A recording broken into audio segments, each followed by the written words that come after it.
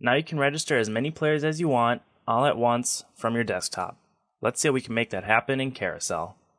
Assuming you have your list of players installed and your Carousel Cloud account configured, log into Carousel and click the Configure button. Next, you will choose Players and your player dashboard will appear. You can click on either Unregistered Players or Registration to begin batch registration of the media players you wish to include. Once you choose either, you will see the details of your unregistered players including their hostname, IP address, registration code, and player type. Select the players you wish to register using either the Select All box or individually, and select Register Players. Simply select the channel you would like to assign to this batch of players and click Register. Your players are now registered, licensed, and can be accessed from your Media Player Management screen. The ability to register multiple media players at once will save you time and frustration.